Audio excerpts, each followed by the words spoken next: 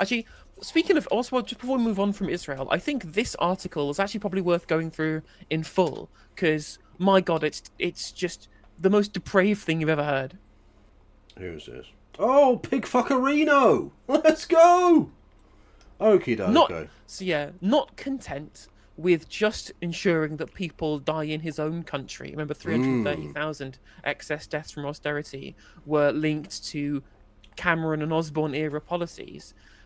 It is now found out by Middle East Eye that he threatened to withdraw the UK from the International Criminal Court because Karim Khan wanted to have prosecutions for Yoav Galant and Benjamin Netanyahu for And crimes this against is humanity. especially delightful given that he was unelected into that position as a member of the House of Lords.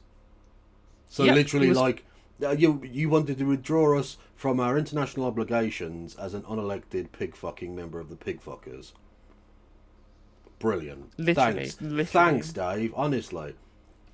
Amazing shit. What, honestly, what the fuck is it about Israel? No other nation gets treated this way.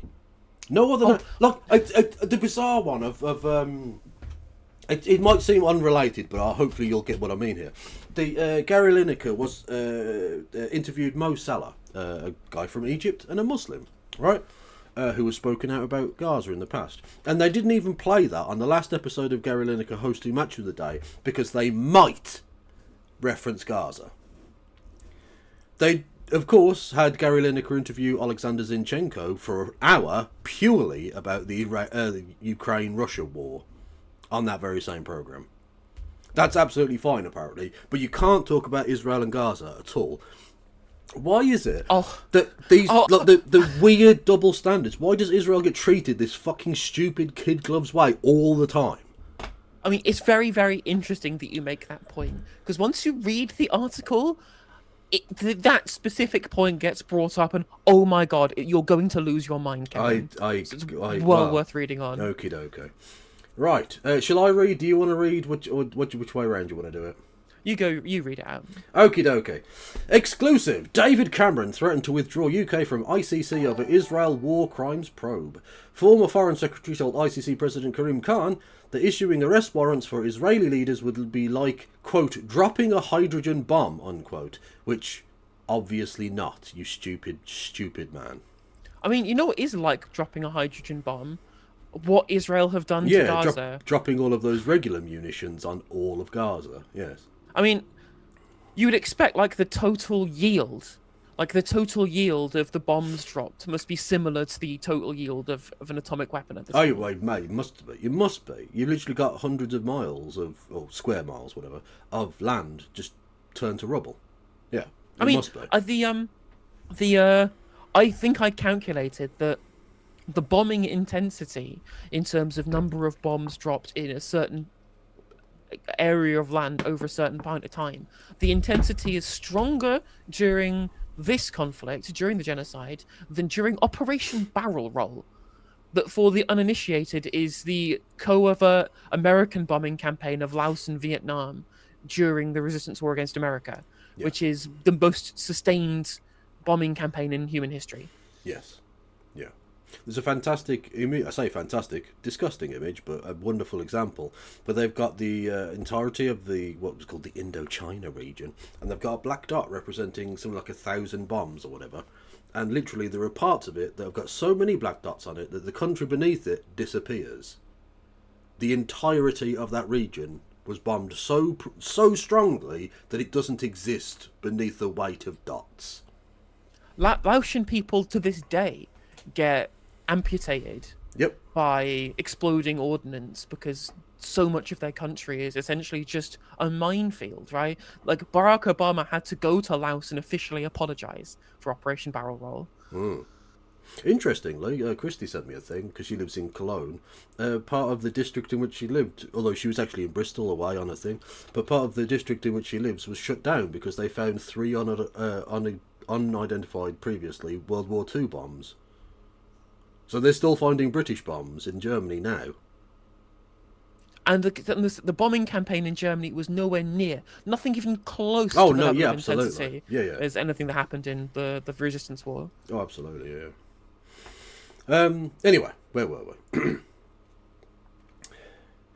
The British government privately threatened to defund and withdraw from the International Criminal Court if it issued arrest warrants for Israeli leaders, Middle East Eye can reveal.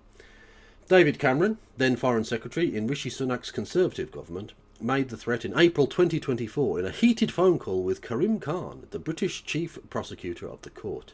Less than a month later, Khan announced that she was seeking arrest warrants for Israeli Prime Minister Benjamin Netanyahu, his then Defence Secretary Yoav Gallant, as well as for Hamas leaders Yahya Sinwar, Ismail Haniyeh and Mohammed Diaf. In a statement at the time, Khan called for his office and the court to be allowed to carry out their work with, quote, full independence and impartiality. I insist that all attempts to impede, intimidate and improperly influence the officials of the court must cease immediately, he said. Now, I bet people at the time didn't realise it was the British Foreign Secretary doing that. But there we go. Oh, yeah, I mean, it's interesting, yeah. Well, now we know that the public statements he was making about people interfering was literally our government trying to do that. Yeah. Crazy stuff, crazy stuff. Also very funny, since Karim Khan's brother is the ex-Tory MP for Warrington, I believe, who was removed as an MP because he got sent to prison for being a child rapist, which is very funny to me. Well, I mean, he is a Tory backbencher. What did you expect? Like surely they are the most high-risk group for being Nazis. Surely, literally are the Oh, no, it wasn't Warrington. It was Wakefield. Wakefield.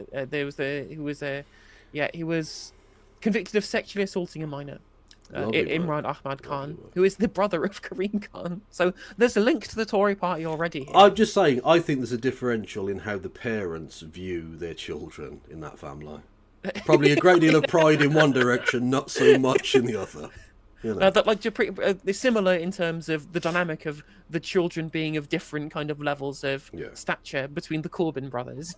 Yeah, literally. Yeah. Like, you expect generational decline, maybe, but look, within the same generation, that's just weird. That's strange. Yeah, not to say that Piers Corbyn is on the same level as Imran Ahmad Khan. Let's be very, very clear. That's not what I'm trying to say. He does not spit fat rhymes like Piers Corbyn. So no, he doesn't. He does not. He will, and he had to probably detect the vaccine. Anyway, Middle East Eye understands that on the 16th of March 2024, Khan's extensive team of lawyers and researchers had decided that they would be in position to apply for warrants by the end of April. On the 25th of March, Khan informed the US administration of his decision and forewarned them that the warrants would be applied by the end of April. Then on the 15th of April in London, the prosecutor told British Justice Secretary Alex Chalk that he would apply for the warrants. Khan had asked to meet the Foreign Secretary, but Cameron was out of the country with his trotters up. In Nice. Yeah, twat. Cameron, a former British Prime Minister who was appointed Foreign Secretary by Sunak in November 2023, phoned Khan while the prosecutor was on the official visit to Vuvuzela on the 23rd of April.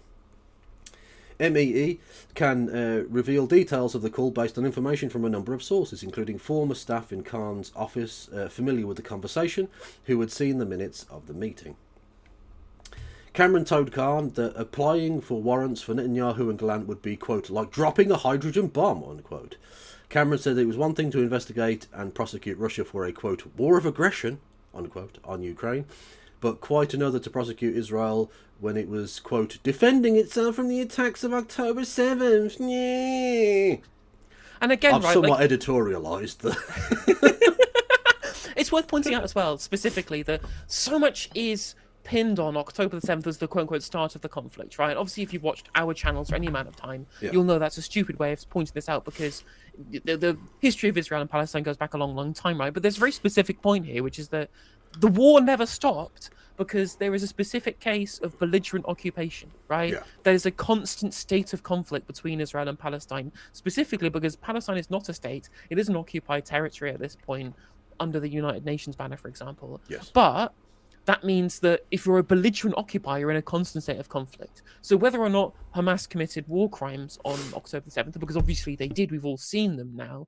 Plenty of people, including the flotilla now, have seen more of those than we have. But right, we all know the reality of the war crimes that were committed. But the fundamental act of resisting occupation by attacking the military targets they did attack on that day as well is very specific to the ongoing nature of the conflict of occupation, right? Yeah. So defending yourself from the attacks of October 7th as if you were aggressed upon and you're responding is not the same thing as Russia invading because of their quote unquote concerns about, the denazification of Ukraine or other such bollocks. Yeah. The specific point of saying, oh, they're responding to October the 7th makes you think that this is a conflict started by Hamas when it absolutely is not. Yeah. He claimed the warrants would have, quote, profound implications in Britain within his own Conservative Party. Cameron then said that if the ICC issued warrants for Israeli leaders, the UK would, quote, defund the court and withdraw from the Rome Statute, unquote. Which, I mean, just goes to show you how committed the British government are when it really counts to the concept of the rule of law in the world. Well, I mean, they have signed up to the reality of the liberal international order, of the international rules-based order, in its not explicit terms, but in its de facto terms, which is that this applies to the East, to non-Western nations. It only applies to the global South and those on the imperial periphery, right? Yep. Now, of course, that's not what the nature of the law says. That's not what the word of the law is, but its founding principle is basically undermined by the way it is actually implemented in reality, which is to protect the global north and the imperial core, and to punish those outside of it, right? It's the classic conservative argument of what the law exists to do, which is to protect the in-group and to demonize the out-group. And that's been how international law and how the international rules-based order, quote unquote, has acted since its inception. And so David Cameron here is just telling you and being open in what we're seeing here. I guess this was closed because it was behind closed doors until it was leaked to Middle East Eye. The reality of this situation, the reality of this dynamic, right? He knows this. He fundamentally knows this when he says, well, it's one thing to do it to Russia, another thing to do it to Israel. It's like, yeah, because international law only applies to people who are enemies of America, enemies of the West, and enemy of the global north. Exactly. International law until it's inconvenient for us. And then then we can just remove ourselves, and that's absolutely fine. Thank you, Alex Otter, for re-upping. Much love. Article 127 of the Rome Statute, the ICC's founding charter, allows countries to withdraw by written notification to the Secretary-General of the United Nations. And it shows you, I mean, this specific one saying we will withdraw not just in terms of the International Criminal Court, but the entire Rome Statute itself shows you how cucked we are to Israel, right? Oh, how fully so, cucked we are, right? In that we will literally give up our membership of an international body, right? Of being essentially at the seat, a signatory to one of the most kind of powerful institutions globally outside of like the United States of America, just because we are throwing a fucking temper tantrum over the fact that they're holding our allies to account rather than our enemies. It's such pathetic, childish behavior, as well as being monstrous and morally totally bereft. Indeed. Cameron, who currently sits as a Conservative peer in the House of Lords, the upper house of the UK Parliament, accused the prosecutor of singling Israel out. Oh, the poor little Israel! Oh, you've been mean to Israel. Like, again, it's just crazy talk. Oh, you're singling Israel out. What, as opposed to the time they've singled out the entirety of the global South or not held anyone from the global North accountable since its fucking inception? Like, it literally how many UN have they broken or not complied with? Dozens at this point. What do you mean they're being singled out? They're the worst country in terms of following international law in the world, funded by probably the second worst. It's ridiculous. What are you talking about? Why did those international war crimes tribunals single out those poor Nazis? Really? Again, it's crazy stuff. It's crazy stuff. And again, it's just a real damning indictment of the reality of the global north and their approach to internationalism, and that they never have believed in it. It's always been a fucking lie. Oh, of course it has.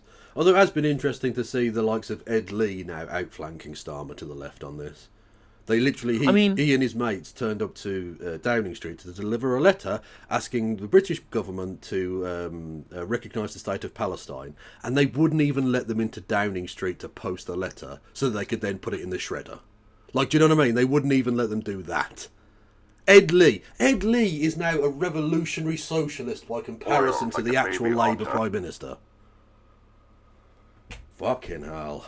What a time to be alive.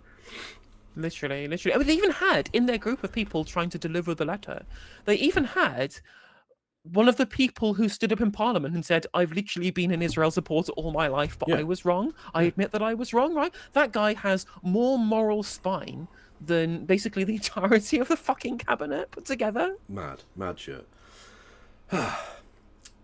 He asked why Khan's office had, quote, not prosecuted Iran for its attacks on Israel. Because they were responding to a belligerent action by fucking Israel. They had casus belli because Israel had literally hit a fucking consulate that is protected by the Vienna Conventions in Syria. They attacked Iranian soil. Right, the people.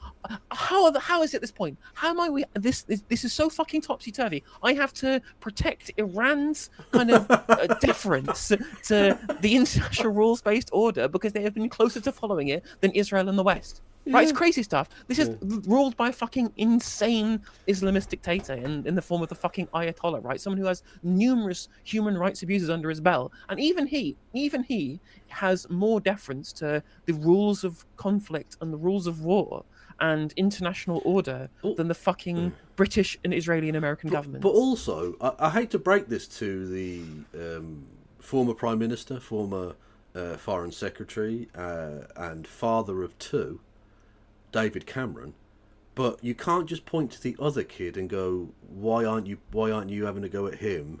He did it as well. You can't point to the other kid and say he did it, so therefore you shouldn't punish me. No, you have to take the punishment for the thing that you did. Okay?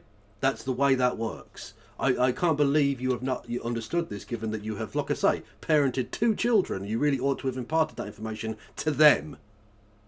You are a role model. And a grown man, for fuck's sake. Anyway, it's genuinely pathetic. Genuinely pathetic. Yeah. It's just also worth pointing out as well, right? That this is David Cameron, who's appointed as the Foreign Secretary. Yes. And he's asking Karim Khan, "Oh, why haven't you prosecuted Iran for its attacks on Israel? Why haven't you, for example, as an ICC, which is for people? The ICJ is for states. The ICC is for people. Why have you not, for example, issued arrest warrants to the Ayatollah or for the head of the IRGC or whatever it is, right?" But they can't do that because Iran is not signed up to the Rome Statute, and neither is Israel. The reason why ICC has jurisdiction over sending out these arrest warrants to Gallant and Netanyahu is because Palestine is. Yes. And their attacks have happened in a state or in an area that is signed up to the Rome Statute. Neither Iran nor Israel is a signatory to the Rome Statute, so they have no jurisdiction to arrest anybody or to have any prosecution to people in Iran. Yes, indeed. Thank you, Silver River, for becoming a member, and thank you, Katie, who says, another reason to bin the House of Lords. Quite so. Quite so. As if another reason were even needed. He told the prosecutor he would, quote, lose the dressing room, unquote, which is a very silly football phrase, but there we go, and be seen by many states, including the US, as, quote, losing the plot. That's the US, who has many of its major cities currently on fire. Literally ruled over by a reality TV star. Like, if you don't mind, David, I couldn't give a shit about what the US does or thinks about anything. Yeah. Cameron further said that the ICC, if the ICC issued the warrants, the UK would be, quote, required to arrest Netanyahu if he travelled to the country. Yes, I think he might be aware of that, given that that's literally what he is asking you to do. That's literally the point of that, is that you, as a member of the Rome Statute, are required to execute that arrest warrant, should those people turn up in your jurisdiction. Yes. Why are you telling him that? Like, that's a thing that needed to be said. Well, anyway, I mean, technically it's the only thing he's been right about so far, so let's give him half a point, I guess. Khan told Cameron that his office had engaged with Israel for the past 3 years, but it had, quote, not resulted in any meaningful exchange of material relevant to the investigations, unquote. According to MEE's source, the Foreign Secretary spoke aggressively and repeatedly shouted over Khan, who had to be asked to be able to complete his points. Oh my god, he literally fucking internet blood sported him. He rabbled all over him.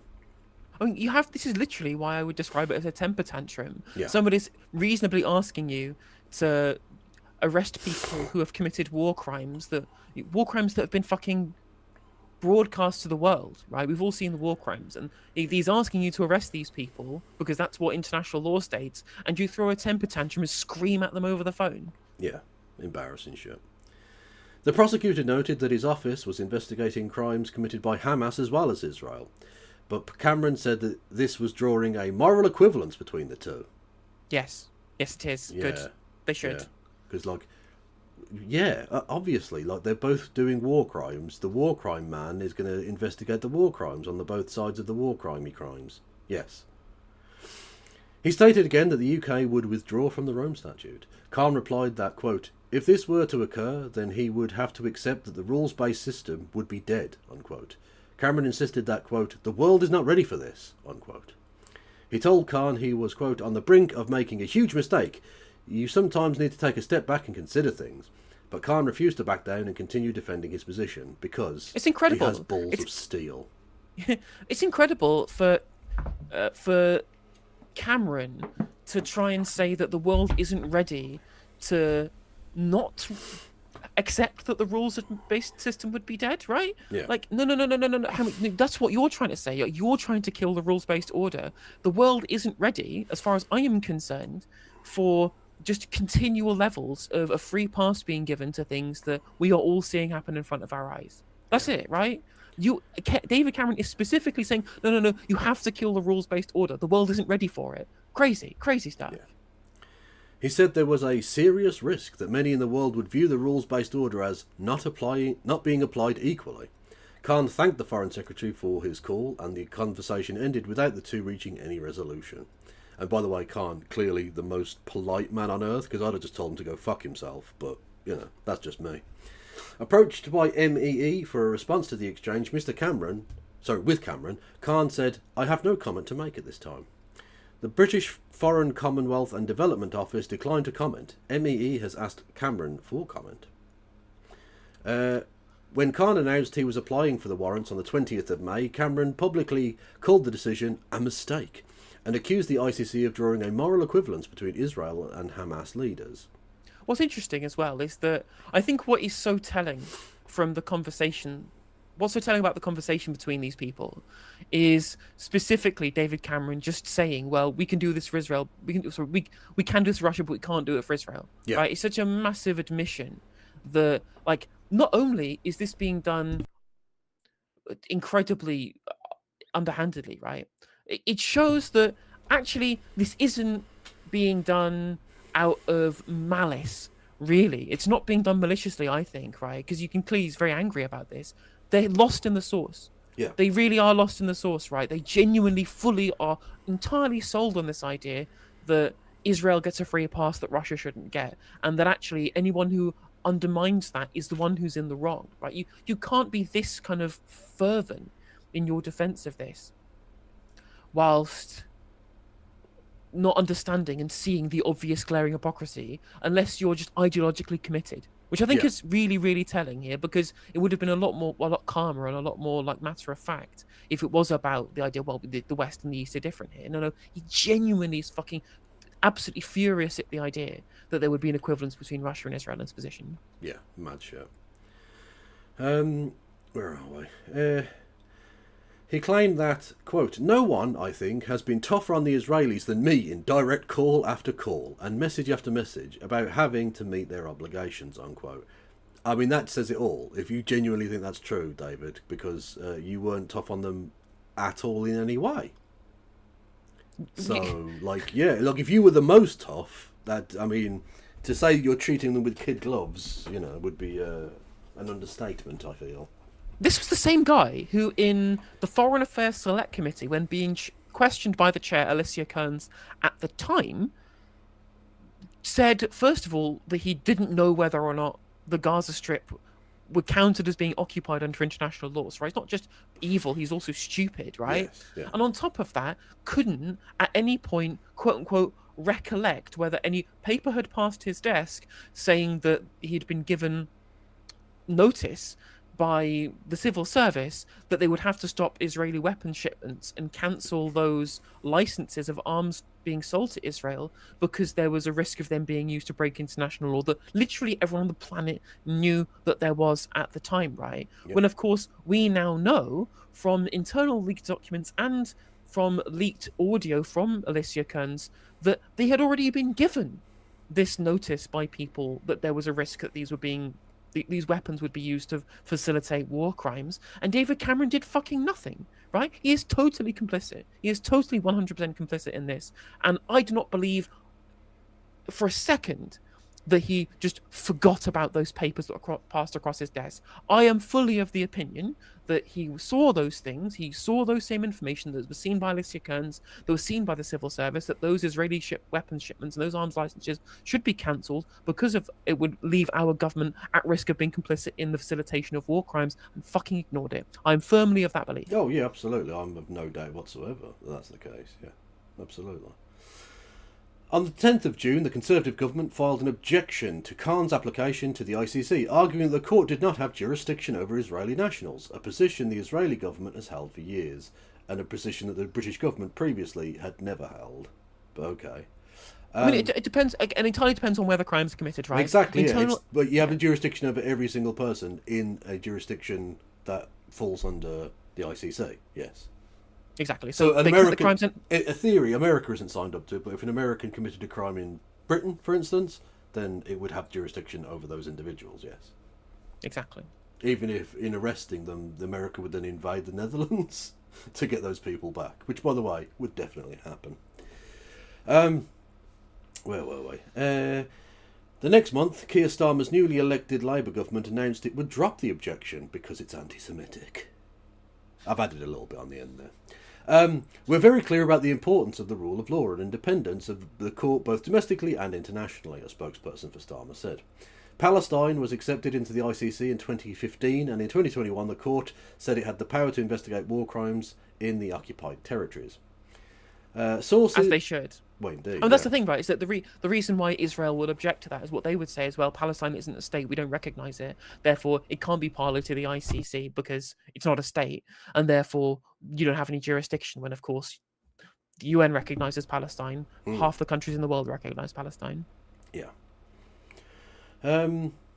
Also, again, a very, very funny comparison to make here. This is David Cameron essentially saying that he has even more contempt for international law than a man who went onto the radio live to say Israel has the right to commit war crimes, right? Yes. That's how far gone David Cameron is. Although at least there is one area in which a right-wing politician is to the right of the current Labour government, so that's nice. Anyway, sources can't spoke... Also, sorry to interrupt you again, but just on that point of saying, well, there is someone who is now a Conservative who's to the right of the Labour government, is that, well, David Cameron was always the most right-wing person who had been in a high-up position in the Conservative Party since 2010. He had this kind of public persona as being like a liberal Tory. Oh, all that hugger hoodie bullshit, yeah. Exactly. Like, he was always seen as a liberal Tory, when in reality his policy prospectus was the most right-wing of any of the leaders on both fiscal policy, on internal policy, like the go-home vans, the hostile environment. That's Cameron-era government, Yep. you know? So they were clearly the least liberal. They were the most kind of hawkish on terms of economic policy, and you see the results. I mean, you look at what they were wanting to do, what even the opposition wouldn't do in things like Syria and in Libya. They bombed the fucking Syria and Libya as well, turning both of those into basically failed states. Yeah. Exactly. So on foreign policy, on domestic policy, on economic policy, on everything, they were the most right-wing government. They're just monsters. Like, they were just the worst government. But thankfully, Hillary Benn stepped in, and oh no, he supported it all. Oh no. Hillary Benn. Never letting you forget that, you little prick. Honestly, if we could get a dynamo into the grave of Tony Benn, I think we could power the entire nation from his corpse turning over and over his son and his terrible record in Parliament. Literally. I mean, what's interesting as well is that Ed Miliband whipping MPs to vote against the first set of Syria strikes was cited by Barack Obama as something that stopped intervention in Syria Yeah, in its tracks at the time, right? It shows you how far we've fallen in terms of the Labour Party's approach to international politics. That, like, Ed Miliband, I can't remember the cabinet, his leadership is so far removed from how Starmer is approaching things like international conflict at this point in time, right? yeah, It's really because so many people try and say, oh, well, lefties, they refuse to appreciate the current Starmer government. They're just middle of the road, centre left, doing that. They're not too far removed from what you say that you want. I'm like, no, they clearly fucking are, right? The massively gulf so. between the gulf between the politics of Miliband era Labour and the politics of Starmer era Labour, they're fucking oceans apart, right? They're Yeah. oceans apart from each other. And so people try to think that the people who are angry with Starmer are just like bitter Corbynites. I mean, there are plenty of like soft left, long-term Labour voters who are fully in support of Ed Miliband, who voted throughout the Blair years, who find Starmer's government beyond the fucking pale. It's not just a bunch of Trotskyists who are mad that we're not implementing full communism. It's the fact that Starmer is just a monster. He's just a total, honest-to-God monster. Yep. Well, apparently not as much as David Cameron.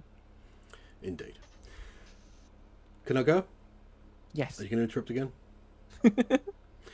Sources Khan spoke to in the hours following his phone call with Cameron told MEE he seemed surprised and upset by the exchange. Quote, I don't like being pressured, Khan said, according to sources present at the time. Quote, I don't like being, I won't say if it rises to blackmail, I don't like being threatened. Well, it is, it absolutely is blackmail. It's, nice international agreement, shame if one of the major players in it sort of pulled out, It's mafiosi, like fucking. If you do this, we will do this. It's a direct threat. It's blackmail. Yeah. Yeah, exactly. 100%.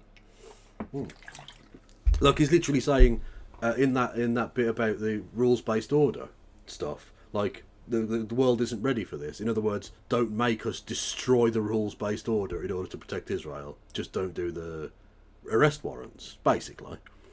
Yep. Which is pretty grotesque. Khan added that the sentiment is not unexpected. Okay. The gall of articulating it is so bluntly and candidly, I think, was a surprise and a disappointment. Countries that you love, that deserve better. How on earth can leaders have held such high office that are so well known think you can get away with that? Because he went to Eton and Oxford, he thinks he can get away with fucking anything, including pigs. When he's gotten away with literally everything ever for the entirety of his adult life. Yeah. And probably during as a kid as well, right? He's been mummy's special little boy, having been given a gilded education, both at private school and at University of Oxford, be just kind of floating on like a magic carpet of the easiest possible ride through life anyone can get, being essentially felt like he had a divine rights rule as both a Conservative MP and then as Prime Minister, right? Never had a real trouble in his life, gets into government, like implements policies that kill hundreds of thousands of members of his own country, and then just fucking swans off into irrelevance and then lobbies for his fucking financial institutions in the background directly with the Chancellor of the Exchequer on fucking WhatsApp. I was about to say, the one time he ever faced any hardship, he lost a referendum, he instantly went, oh, fuck this, and left. No consequences. Not a single consequences have ever befallen David Cameron for the absolute fucking wreck of the country that has been left in the wake of his failed leadership. You know, like, and at no point and then he has the gall, after all of that, to do like fucking Twitter photo ops in food banks that are a result of the societal collapse that he created. He is patient zero for every single problem in the modern era of politics, right? And going there going, look at me, I'm helping. I'm just like, genuinely. Get in the fucking trebuchet, motherfucker. Absolutely, just immediate, straight to Tesco Gulag, do not pass go, do not collect your £150,000 a year fucking severance pay that you get for having previously been Prime Minister. What a cunt. True. The British prosecutor added that if you do that to a director of public prosecutions, it would be a criminal offence, potentially. He said he was, quote, disappointed that a country like that and leaders that are so senior would debase themselves and their nation. True. Very true. They have no right to debase a nation. They're debasing something they have no right to debase, which is a people. Strong words and great words. You know? Honestly, get a wheelbarrow for this bloke to carry his bollocks around in. Absolutely amazing stuff. Sunak's government firmly supported Israel's war on Gaza and consistently resisted calls to restrict arms sales to Israel.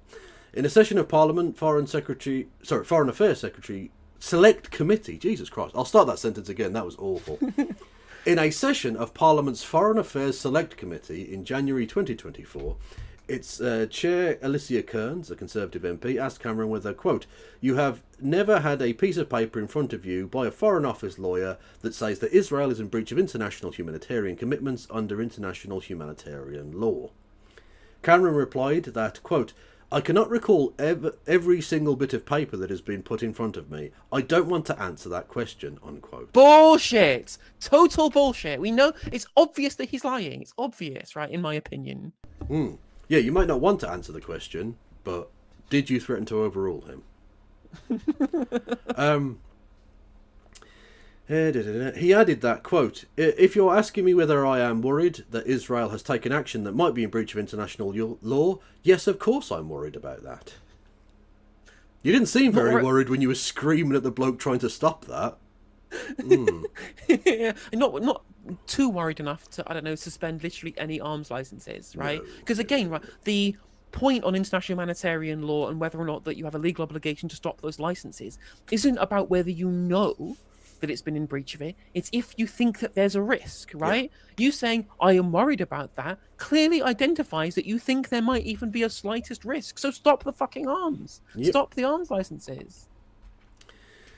In March, The Guardian reported that Kearns said she believed the government had received advice from its own lawyers saying Israel had breached international law in Gaza. Quote, "I remain convinced that the government has completed its updated assessment on whether Israel is demonstrating a commitment to international humanitarian law and that it is concluded that Israel is not demonstrating this commitment, which is the legal determination it has to make," Kearns said at a fundraising event on the 13th of March. That is a weird fundraising speech. Like a baby otter. Just saying, like, that's okay. To be fair, Alicia Kearns has basically always been pro-Palestine. She's one of the more kind of fervent, like, Foreign Office pro-Palestine MPs, or was at the time, right? In being, well, not in the Foreign Office, right, but being a chair of the Foreign Affairs Select Committee, she was intimately involved like in parliamentary scrutiny of foreign policy, and she's always been very, very pro-Palestine. It's why she roasted David Cameron pretty hard.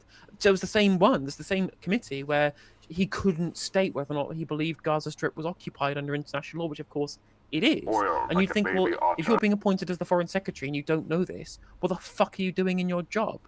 Well, this was not remotely uncommon in Conservative cabinet members, because of course, Nadine Dorries, as the Culture, Media and Sport didn't know who funded and paid for Channel 4, the station she was trying to privatise. And thought tennis was played on pitches. Yeah, so, you know, it's, again, Conservative government ministers and not reading their brief, go hand in hand, it seems. Yeah, name a more iconic duo. True. The Labour government, elected in July, imposed a partial arms embargo on Israel that September, and suspended free trade agreement talks with the country last month. Although, of course, the trade envoy to Israel did go to Israel, so in what way is that trade talk suspended? Did he specifically never talk about trade whilst he was there? Because I doubt that's true. Also, like, partial arms embargo, like 8% arms embargo. It's like saying it's like saying I'm a partial vegetarian because 92% of the food I eat is vegan. Like, yeah, that's fine. Yeah. Speaking during Prime Minister's questions last week, Starmer described Israel's actions in Gaza as appalling, counterproductive, and intolerable, unquote. Although he does appear to be rather easily tolerating them. But anyway. And said the government would keep looking at further action, including sanctions. Bullshit. What's interesting, I really want somebody to press this in the media or in the chamber and specifically ask, okay, we accept that you've described the situation in Gaza as intolerable. Where was the point of inflection? Where did it stop being tolerable and start becoming intolerable? How many Palestinians had died? What was the point where you thought, that's enough infanticide now. You've had your fun with the infanticide. Now I can't tolerate it. We need to get Bassem Youssef on the case. Get him to Downing Street. What's the ratio of sons of bitches? How many sons of bitches before you decided it was intolerable? Anyway, where were we? But it has stopped short of accusing Israel of breaking international law in Gaza. Again, time out. Something it's never had any problem doing with Russia. Yep. Now, again, I think they're right. I think Russia have broken international law. I think they can be credibly accused of committing genocide in parts of eastern Ukraine. But the fact that the British government and the American government and basically every motherfucker has accused Russia of that, but everyone has to tiptoe nicey-nicey around the obvious genocide that Israel is committing is a bit of an obvious double standard, which does take some explaining, does it not? Anyway, after the ICC issued the arrest warrants for Netanyahu and Gallant in November, the government refused to explicitly confirm it would arrest the politicians if they came to the country, although a spokesperson for Starmer said the government would, quote, fulfill its legal obligations, unquote. Other Israeli officials who are not subject to arrest warrants have since visited the UK, to the UK's eternal disgrace. Literally. Inviting people like Zippy Ottavelli to just do fucking propaganda for genocide on LBC. It's great fun. Or allowing Aviv Kohavi, former IDF general, to go around and lobby the BBC and The Guardian, right? Kat Viner, according to Declassified, right? Their information apparently had a meeting with Aviv Kohavi for him to essentially give her the Hasbro lines for them to use. Lovely stuff. Thank you, Will Jackdorf, with 5 memberships. Much love to you, friend. Where are we? In April, MEE reported that Foreign Minister Gideon Saar made a secret trip to London and met British Foreign Secretary and certifiable spineless wankface David Lammy. Again, I've slightly editorialised there. After the report, the Attorney General's office confirmed to MEE that it had blocked an arrest warrant request made to the Metropolitan Police by legal groups alleging Saar had aided and abetted breaches of international law in Gaza. Khan is currently on leave after attempts to suspend him failed. Taking the L there, lads. And pending a UN investigation into alleged allegations of sexual misconduct towards a colleague. He denies the allegations, which have not been referred to Dutch police. In 2022, the Russian Federation issued a warrant for Khan's arrest in response to ICC warrants issued against Russian President Vladimir Putin and his Minister for Children. Which is that's the kind of the key kind of crux of the genocide claims against Russia is the transportation of children out of Ukraine into Russia, which is fucking insane, right? I don't know if you saw. Did you see Rob Cowlan from Byline TV debating this fucking Greek, or this debating this Cypriot member of the European Parliament? Where Phidias, guy called Phidias, is a fucking YouTuber. He's a YouTuber, member of the European Parliament, essentially saying, "Oh well, some of the kids wanted to go to Russia." It's crazy stuff, right? Right, and that's how that works. If a kid just wants to go to a place, the government of foreign nations just gets to take them there. Yeah, that's a very sensible. Yeah, like the kids. It's fine. It's fine that Russia are transporting children out of Ukraine and trying to turn them Russian because some of the kids wanted to be kidnapped. Yeah, like, what the fuck? What kind of basis for anything is that? Jesus. Yeah, it's crazy stuff. It's crazy stuff. Yeah. It's just so obvious, really, that Phidias has been bought out by Russian interests. Yeah. Speaking about being bought out by Russian interests, did you see that, along with Alexander Dugin and Elon Musk's dad and Alex Jones, at an event in Russia in a couple of weeks, will be speaking one former Right and Honourable George Galloway. Oh, fucking hell! I'm shocked. Flabbergasted. My flabber has been gasted. It really has. Quite so. Where were we? Did it have to report international law? Dutch police. As of February. As of February, Khan has also been sanctioned by US President Donald Trump because of the arrest warrants issued for Netanyahu and Gallant. Because again, Donald Trump is Israel's bitch. It's so funny to me how he was kind of in control in his first term, right? He was kind of in control of policy because he was kind of the rogue outsider who'd won despite the opposition within the Republicans. But since the whole of the Republican Party has become MAGA, right, it's been part of the Trump cult. And now that he's no longer on the outside looking in, he is now a whole part of the inside group, right? He actually has no power anymore. He's just entirely been controlled by outside forces, whether it's Netanyahu or Besson or... Scott Miller is the other one. Scott Miller. Or people like Marco Rubio, right? Like, Trump has no power anymore. He's just a fucking Jar Jar Binks puppet in the hands of the Darth Sidious evil empire of the Republican Party behind him. Yeah. Yes. He has had his US visa revoked, and his wife and children have been banned from travelling to the US. His bank accounts have been frozen in the UK. What? What the fuck? Wait a Isn't minute. he a UK citizen? Hang a minute. Maybe that's a miss. It says his bank accounts have been frozen in the UK. Wow. Have a look. Let's have a look and see if That's fucking... Well, that has to be illegal. He's a UK citizen, and he's committed, as far as we're aware, no crime of any nature whatsoever. So what the fuck is what's the right there? He's being treated as badly as fucking Roman Abramovich. have they been frozen for use in the US because of the Trump sanctions, or is the UK such a massive, gigantic cuckboy bitch to the United States Department, to the US State Department, that they've just frozen his bank accounts because Daddy Trump told them to? It's very possible. Well, we need a free trade agreement. 25% on steel. I have no idea.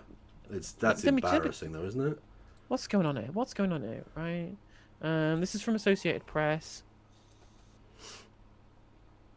From Microsoft, for example, cancelled Khan's email address, forcing the prosecutor to move to Proton Mail, a Swiss email provider. His bank accounts in his home country of the UK have been blocked. Yeah. Fucking hell, we are pathetic. That's embarrassing. Oh my god, that's pathetic. Shameful. Genuinely shameful. I fucking hate this. I hate this country so much. So shit. I fucking hate it.